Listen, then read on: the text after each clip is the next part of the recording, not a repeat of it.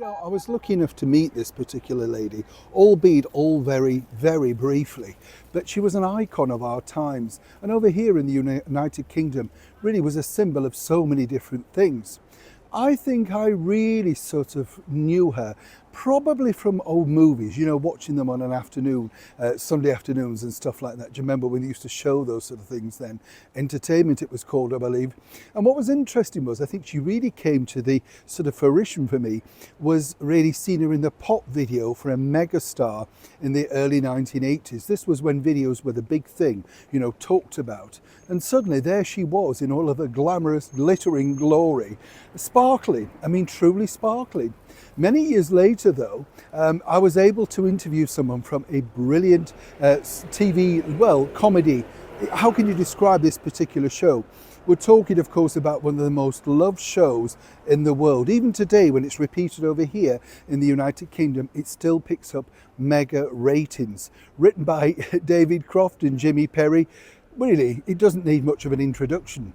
But this lady could have been part of it, and there were many stars that wanted her in it. So what went wrong?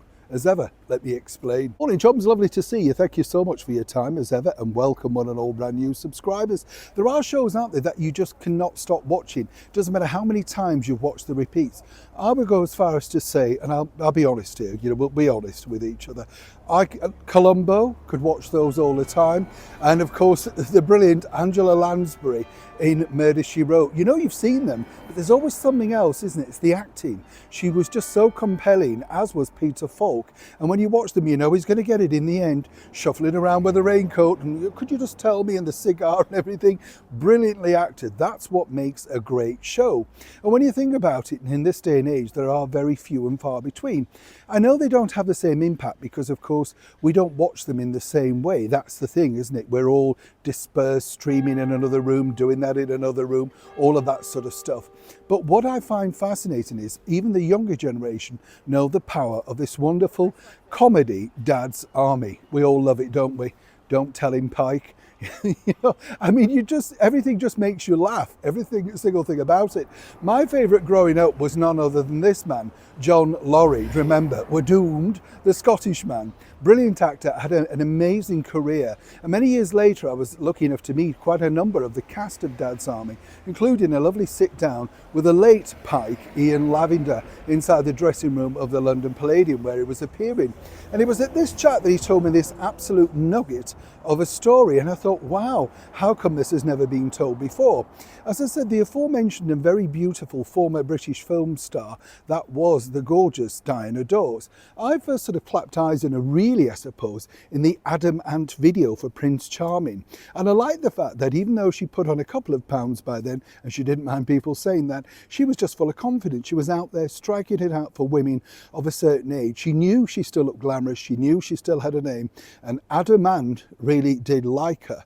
He told me that he was completely enamoured and couldn't quite believe it when she agreed to appear with him in his music video. Things could have been radically different though, because way back in the 1960s, when they were putting Dad's Army together, they thought about the cast, and basically all of the cast had been jobbing actors. I mean, apart from John Le Mesurier, but they were all good supporting character actors, no standalone stars. That was the idea. Now, as you know, it had, you know, wonderful people, Arthur Lowe, as I said, the aforementioned John Le Mesurier, and many others, John Laurie, Clive Dunn, etc. The idea, though, was to cast none other than Diana Dors in a reoccurring role. And according to sources, well, it all sort of fell apart simply because they felt like Diana wouldn't be, well, taken seriously. She was a bigger name than the show. Even at that point, apparently, she was willing to, you know, to wear a brown wig, dowdy clothing. The role really was of that of Mrs. Pike. Originally, that was going to be the idea. And apparently the boss had said, nobody will believe it. She's always going to be Diana Dors.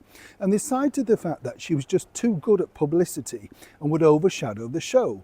And they cited this, that way back in 1960, apparently, Diana Dors had picked up £20,000 for a one-off payment to be the face, body and spokesperson for a champagne. You know, the things like Cherry B, Babycham, that sort of stuff.